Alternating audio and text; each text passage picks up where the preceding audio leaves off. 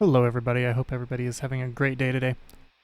So I've been asked how you get good at guitar.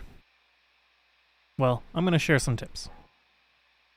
The first one is practice to a metronome.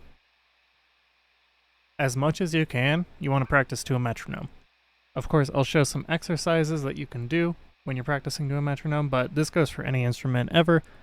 If you are wanting to get better at the instrument, practice to a metronome.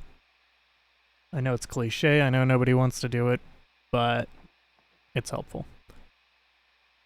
Okay, so this first exercise is just 4 notes per string.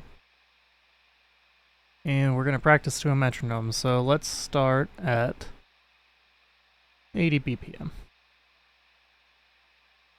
I'll show you the exercise and then you can go from there.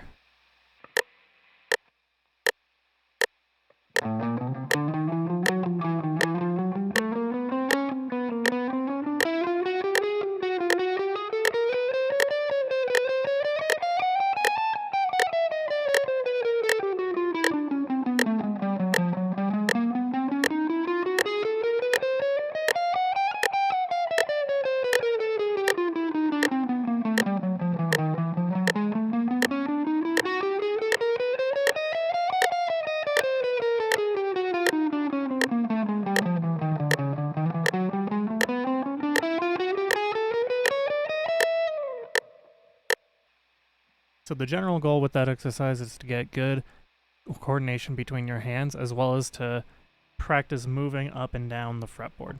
So we'll do the same thing but with a major scale and then a minor scale instead, so you can kind of see what those look like, 3 note per string rather than 4 note per string.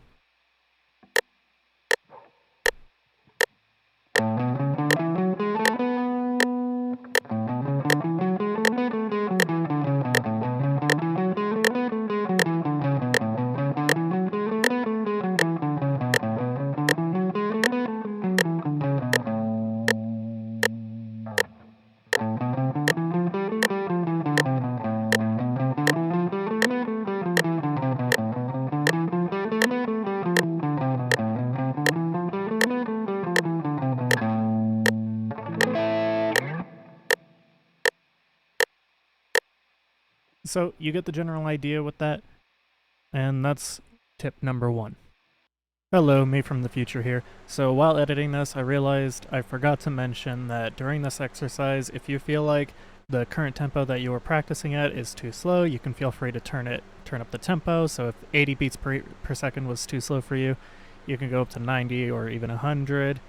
And if that's too hard for you, bring it back down a bit. It's all about comfort and what you can do cleanly.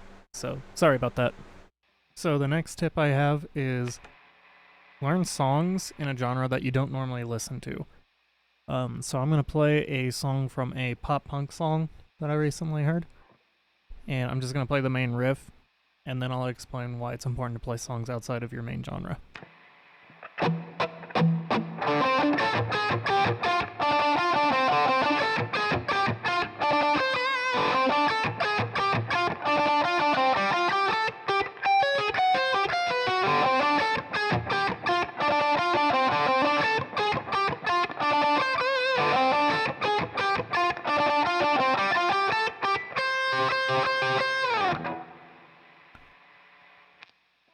So the thing about learning songs outside of your main genre is you get to learn all sorts of techniques that you just wouldn't have learned otherwise. So for example, many metal songs just kind of like to chug on that E minor, that open E.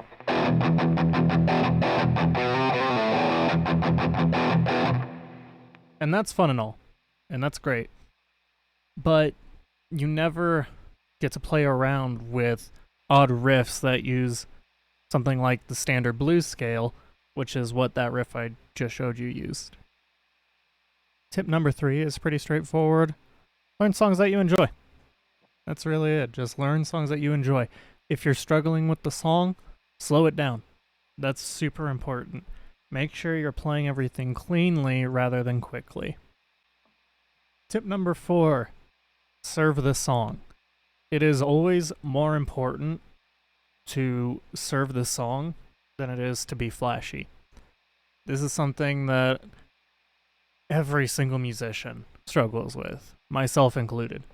There are often times where I just want to flex and play as fast as I can, but I finish recording it and I'm like, wow, this sounds really crappy. So always serve the song. Prioritize that over anything else. Alright, tip number 5. Learn music theory. Seriously, the only people who say that music theory takes away your creativity are the people who don't know music theory. And another sub-tip, I guess, is learn the Nashville number system. It makes music super easy.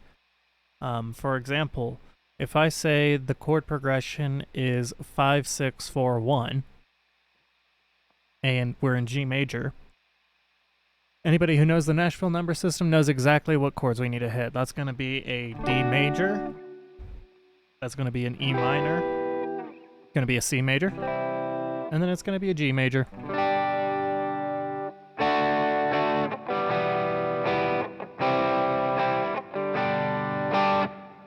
Heard that chord progression a million times. But seriously, learn music theory. And tip number 6, use interesting chord choices and interesting inversions and whatnot. This goes into knowing music theory and kind of supports that argument. So I'm going to play a chord progression for you the boring way, and I'm going to play it with fancy inversions and such.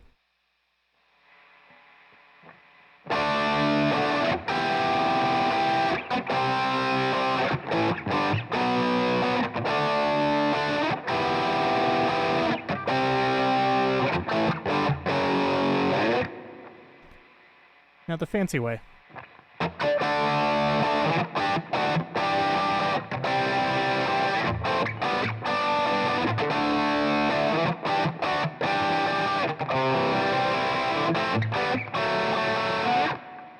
So this kind of goes more into songwriting than guitar playing specifically, but it's a useful skill to kind of think about your chord progression. You can start with something simple and then think about, okay, well, how can I make this more interesting? So there's a little bit of a songwriting tip as well, I guess.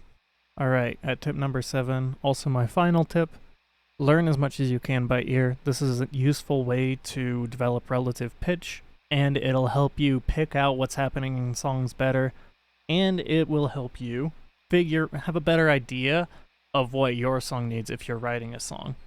So with that, I think that's gonna do for the video. Thank you so much for watching. Hope you enjoyed. Hope this was helpful. Have a good day.